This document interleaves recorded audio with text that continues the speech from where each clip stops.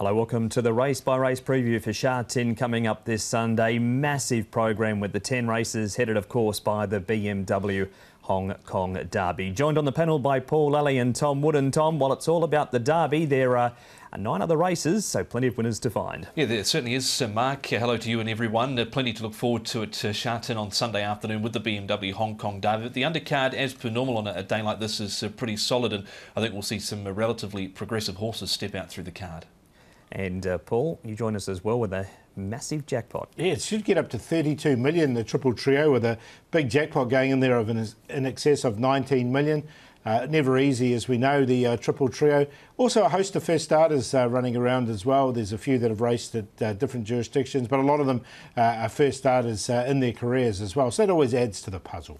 A couple of them come up in the first race as we have a look at the details for race number 1. We kick off over the 1200 metres on the A course at Sha Tin on Sunday. Prosecco's on the class drop. Aurora Hero comes back from the all-weather to the turf.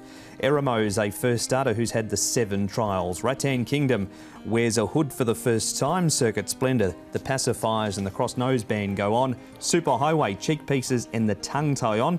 He was scratched on the 28th of February, got loose at track work and slipped over. Super Hornet wears blinkers for the first time. The Good Deal has a tongue tie off, along with the blinkers off, and a cross noseband on for the first time. And Island Surprise Tom will wear a tongue tie for the first time, so a lot of gear changes. Yeah, have a look at the speed here. Fortune Carrier might go 40, dropped 22 pounds. He was third last start behind Voyage Bubble. Starry Night, Circuit Splendor on the next line. Then you've got Iron King, who's dropped 20 pounds, Paul.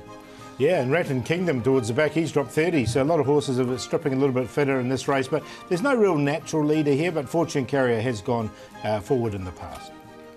Going to start with a horse who had his first start in this race, Paul, in Rattan Kingdom. He ends up running 12th. Island Surprise, good run from him. He was only beaten a neck and a much improved run, but it was on this yielding track. Yeah, there's a big query with it, the yielding track, isn't it? I mean, Rattan Kingdom's dropped 30 pounds coming into this, and look, he was sort of well back, and it was a better run, as you mentioned, for Island Surprise. He comes in with a slight weight as well.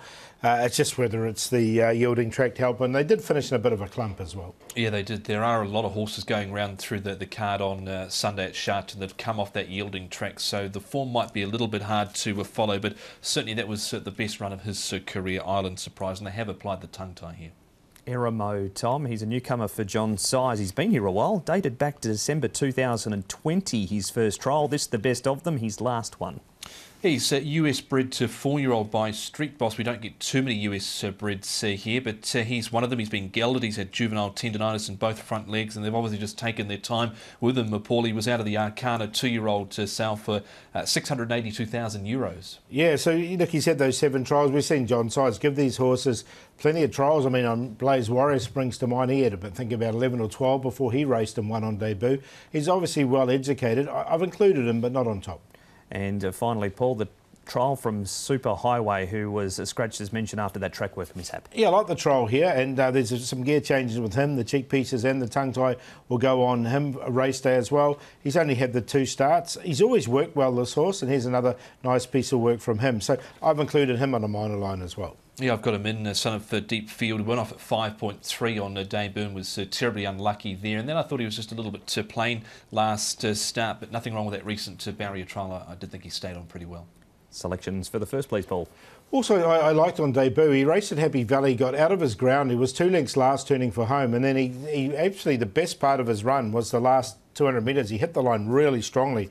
1200 at Sha Tin, I think will suit him at this stage of his campaign. Barrier number 1 is number 5, Eternal Bloom. So he's on top. Eramo, we just talked about him, and and Super Highway as well. The 4th selection, Starry Night, another horse who didn't go too badly on debut. I think he can run an improved race as well. 5, 4, 10, 7. Same 4 numbers, just a different order. I'll stick with the Super Highway. I did like him before he got scratched. The time he was due to line up back on the 20th of February. Trial, I think, was good enough coming into this. Eternal Bloom certainly showed some promise last start at Happy Valley. Eramo's trialled up well enough, and Starry Night makes it in 2. So 10, 4, 10, 5, 4 and 7. And in an open race, it's Starry Night, the early favourite for the opener. He's come up at 4.8 on the win line.